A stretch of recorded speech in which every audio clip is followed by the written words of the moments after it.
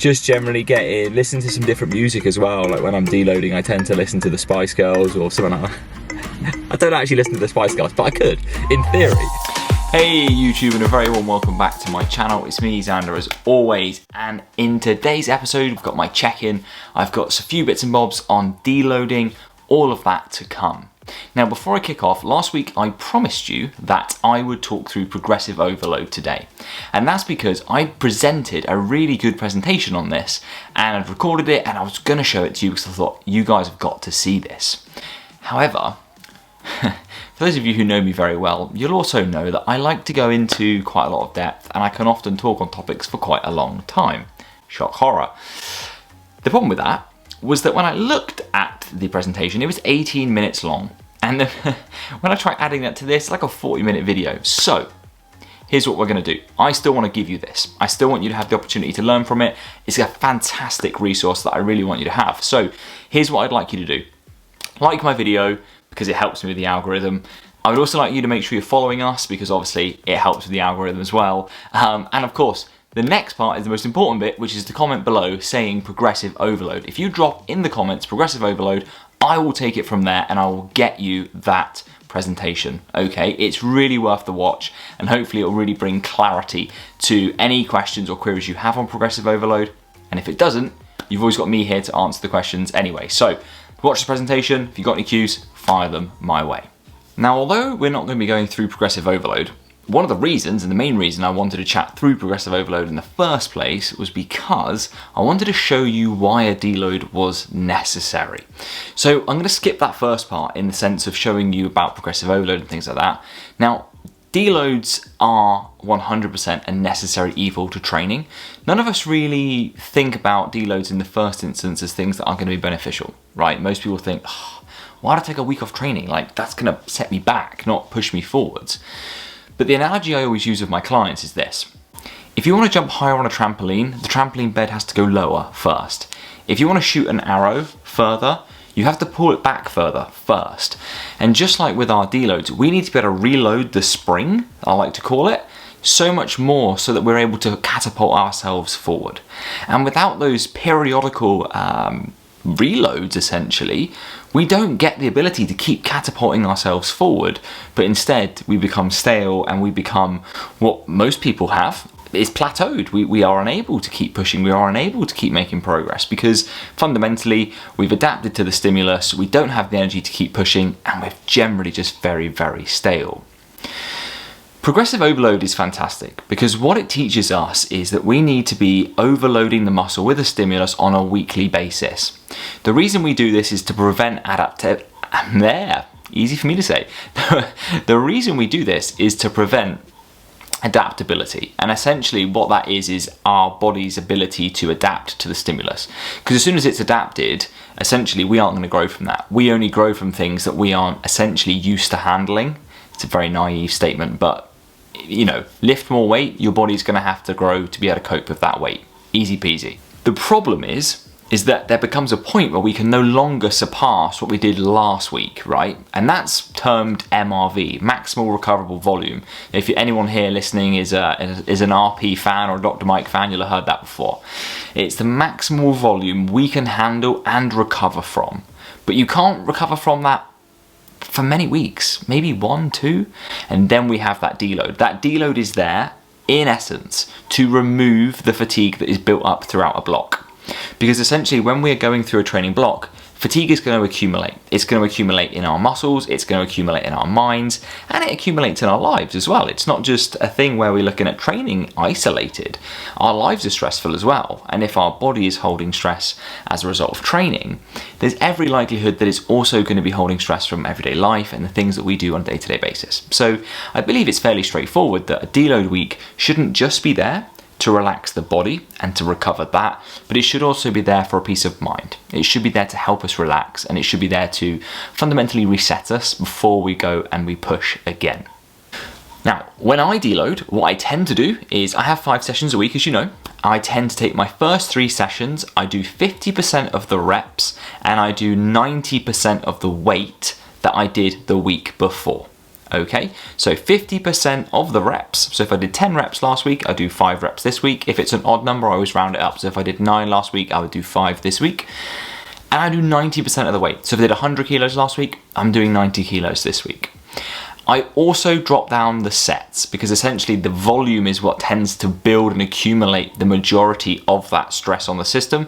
So we'll bring that down as well to what's our minimal volume. We don't want to be losing progress, but we do want to be stimulating the muscles adequately so we can obviously actively recover, not just do nothing.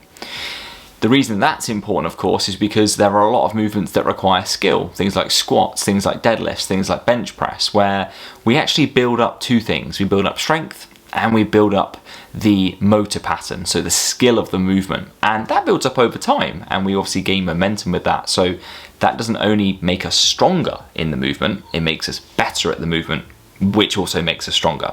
So it's kind of a double-edged sword. So you want to keep practicing those movements with intensity, essentially, until the back end of the week. Now, in the back end of the week, my second 2 sessions, so I've done my first 3, 90% weight, 50% reps. Then in the last 2 sessions of the week, I'm doing 50% of the weight and 50% of the reps. For these 2 sessions, I combine them. I don't tend to do all the exercises. I tend to do the ones that really matter. And so I'll do all my compounds, and I tend to do a couple of exercises which I either want to try out for the next block, or I just don't think has gone all that well in the current block, and I want to just have a look at it with a lighter weight, really focusing on form some more and seeing if I can make any tweaks that might just make it a little better for the block to come.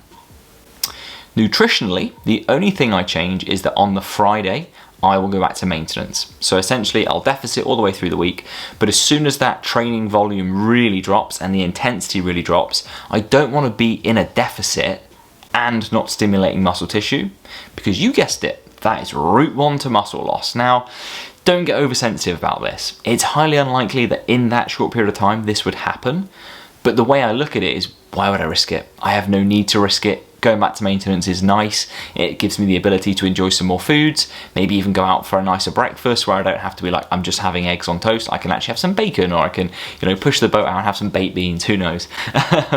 But essentially, it's a few days where I have the ability to relax a little bit more. I don't weigh in on those days, and I also can be more flexible, so sometimes I don't track as accurately, but I'm always conscious of the total calories. The additional benefit to this is that you have more carbohydrate going into week 7. So the end of the week really is a rocket-fueled recovery phase, so that we have more carbs, more recovery, more headspace to really throw the kitchen sink at that next week and obviously push through. Now, this may change going into the next deload week. I might take 4 days at maintenance. I might take 5. It really depends how my food focus is, how my dietary fatigue is, and if those things are high, it's very likely that I will go, right, I need to back off a little bit. I'm feeling very burnt out. I will take 5 days at maintenance. I might even take a couple days diet break. In other words, I will just focus on maybe calories and protein and not worry about the carbs and fat ratios, because that might allow me to have some more flexibility, eat some chocolate, things like that. I'm actually thinking of a brownie. Oh, brownie would be lush. Do let me know, actually, if you're at this point, in the comments, give me a shout. What's your favourite dessert? Mine always is, and it's like kryptonite. If I go out and it's like a chocolate melted brownie, I'm in trouble. I'm just going to have to buy it. They're my absolute favourite, but I'd love to know what yours is as well. So hopefully that wraps up a really good, comprehensive, at least fast-tracked, comprehensive version of why we deload and the importance of it. I think the main key points to discuss, or at least to take away from this, are this. Deloads are a reduction in volume, both in terms of sets and in terms of reps. They are a reduction in intensity as well, so our proximity to failure. The aim of the deload is to reduce stress, to reduce fatigue, and fundamentally help us to recover more fully than, say, just the normal days off that we would have during the week to prepare for the next block. They also are there to reduce injury risk, something I've not actually discussed yet, but essentially if we're deloading more frequently, we're reducing our chances of getting injured, niggles, things like that, which are fundamentally going to set you back far more than a week, even if you believe that the week would set you back, which it doesn't. An injury will set you back far longer than that. So yeah, we're reducing that injury risk as well, which is obviously super important, and fundamentally in terms of our consistency with the process, that's a pretty big deal if you can't train for 6 weeks, right? So very much worth the added benefit of, hey, if my tank is getting fuller and fuller and fuller, and my likelihood of getting injured is pushing and pushing and pushing, because hey, if you're going hard on the weights consistently, you're increasing your chance of injury. That's just truth, because the more you push your body to its limit, the more you stand a chance of breaking it. That's just fact. So what we then do is say, okay, I'm full, right, deload. Let's take that back down, let's reset, let's start off again, and we'll push it all over. So essentially, deloads are there as a constant reset in this cycle where we made loads and loads of progress. Okay, we need to now pay the body back. Loads and loads of progress. Okay, now we need to pay the body back. Loads and loads of progress, and we keep that running, just like a staircase with landing spots. You know when you go up a staircase and it kind of dog legs around the corner and there's that flat bit? That's a deload. It's just, we're not going back, we're not going up, we're just there for a sec. Then we're going to progress on once more.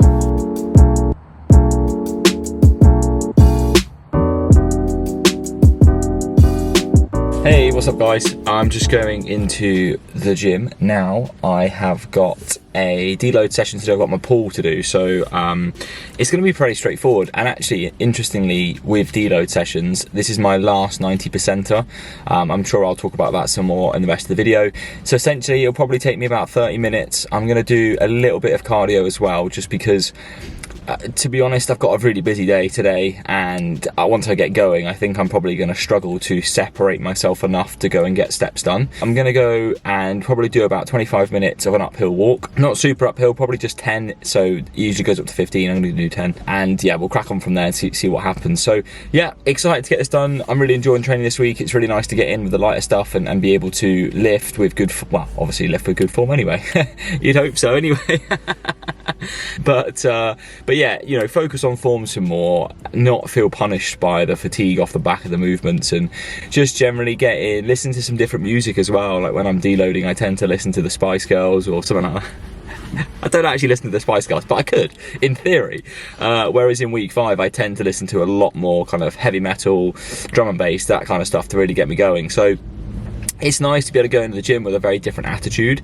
It's nice to be able to go into the gym with a bit of a different mindset. So I'm going to go and get this done. I have got a super busy day ahead, so I'm going to leave this there. I'm going to get my session done, and I'll probably time it, let you know how it goes. Probably only be about 25 minutes, half an hour, plus a 20-minute uphill walk, so I'll be in and out within about 40-50 minutes. Lush. Awesome, guys.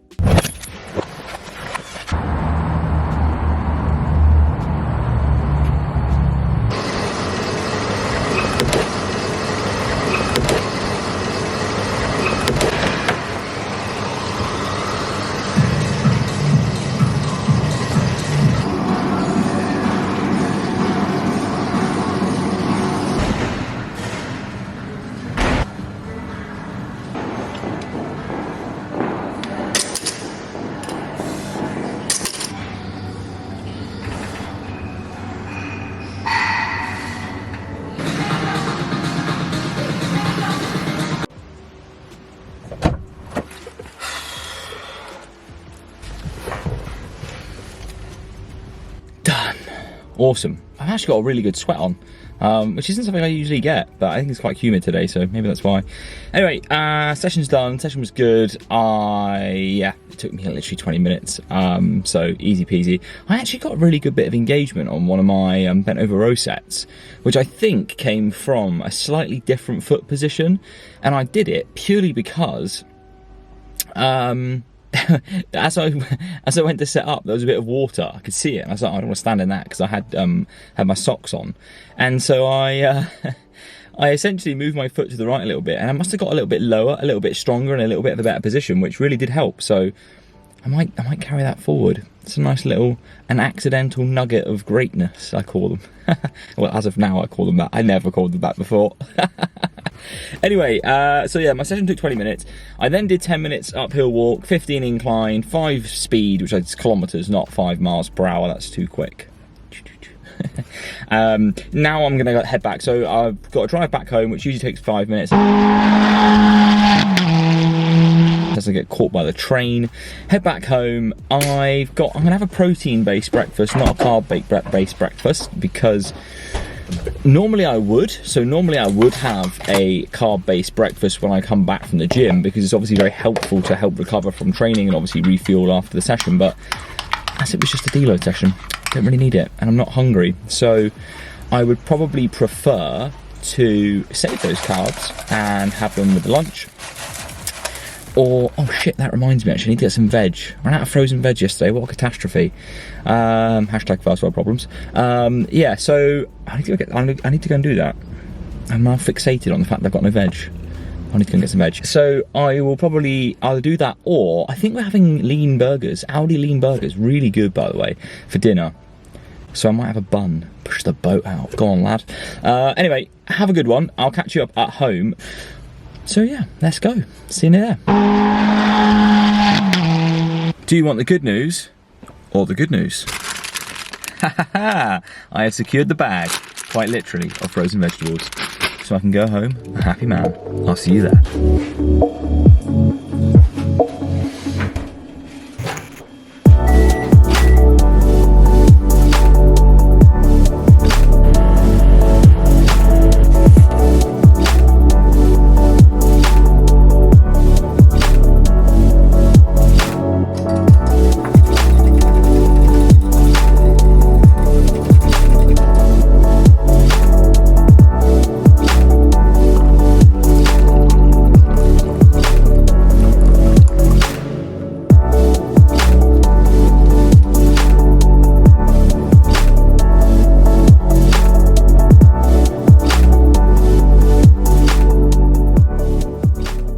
Welcome back. Thank you for joining me for my check-in, and if you've been following along, I really do appreciate you. Thank you so much, and I hope you're learning a lot from my check-in process.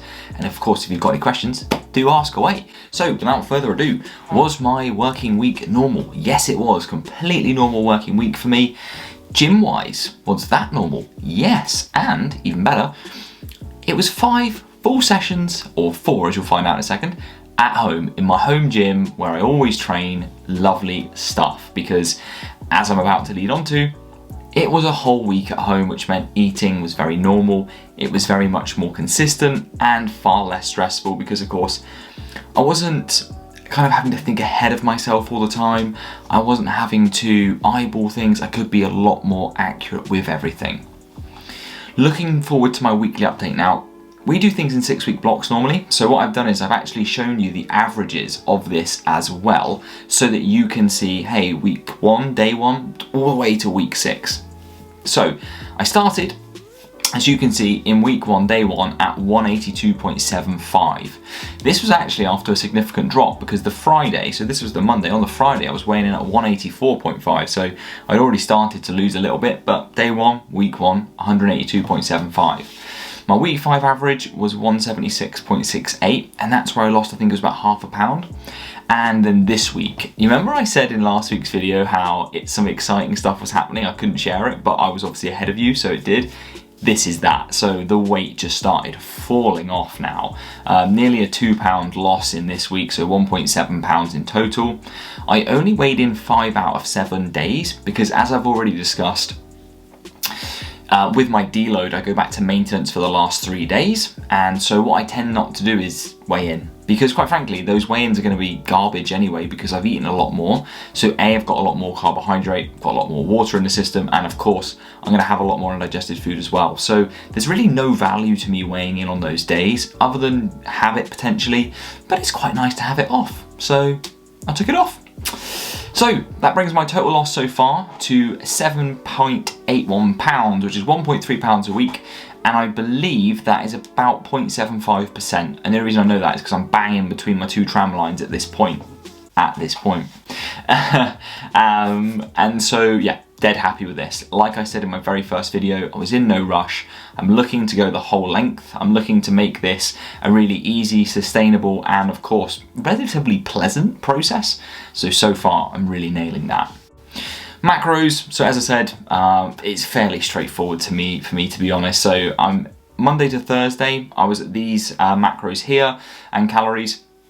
Then for the other 3 days, so the Friday, Saturday and the Sunday, I went up to 2,700 calories. I had the range between 2.7 and 3, but actually when I got to 2.7, I was very, very full. And personally, I like to practice not over pushing that, because I am someone who will easily go beyond that fullness. And it's something I have struggled with in the past off the back of deficits. So out already. When I'm going back to maintenance, I'm already trying to practice those skills that I'm going to need when it comes to leaving this dieting phase in the end. And if I can practice them all the way through and keep reiterating them to myself, it should make it so much easier, rather than being like, hey, I've set myself 3,000, I'm just going to go and eat 3,000. That's something I've done in the past and it's not served me well. So I'm learning, just like I'm always encouraging my team to do, you know, learn, learn, learn. We're always a student and I'm the same. So it's gone so well for me so far. I'm really happy with that. The only change I made when I increased this was carbohydrate. So I went from, off the top of my head, I went from the kind of 200s. I think my average is kind of in the 190s. But I went from that all the way up to, I think, 450. So yeah, I had quite a bit of energy. Fats, same as always, nice and low, probably too low, but I'm not feeling any adverse effects. So for now, I'm leaving it. And fiber, down a bit on last week. I did notice that, but it's fine, I'm fine, no digestive issues, so all good. So I did my 4 sessions. I only planned 4 because I combined my last 2. My step target was higher than the target. That's mostly because my training times were a lot shorter and I chose to go and walk. I chose to go be a bit more active. The weather was really nice, and Katie and I actually went out a lot of the weekends and clocked up like 16, 17,000 steps. So actually just pushed the average up across the week. Feedback then, so as you can see, a huge improvement on last week. This is a rating for the whole of week 6, by the way, not how I felt at the start of week 6, because these would be very different. Sleep was really improved, energy so much better, hunger was right down, like I've said just a minute ago. I felt very satiated with those calories. Stress was higher. It's a very good stress, and I cannot yet share with you this stress, but I will, I promise. But stress is creeping up, as you can see, and this isn't related to my work. Is related to my life, but it's a good stress. It's just a lot to think about and fit in. And fatigue, I wasn't fully cleared of fatigue, to be honest. It was still there, so still quite a high rating. And then full greens here, digestion was brilliant, really nice. I reacted really well to the, obviously, reduction in training. I also reacted really well to better sleep, obviously more calories, and I ate a lot more vegetables as well and more kind of oats. Essentially, I didn't go for those highly palatable foods. I went for basically the same foods I already eat, just more of them.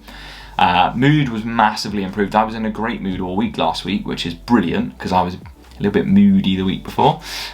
Training 100%. So deloading, easy peasy, lovely stuff. And then you can see then, obviously, we've got the comparisons of them here of what the end of kind of week 5 was looking like. And then obviously coming into the end of that deload. So perfect setup for what's to come in week 7, which is the start of block number 2.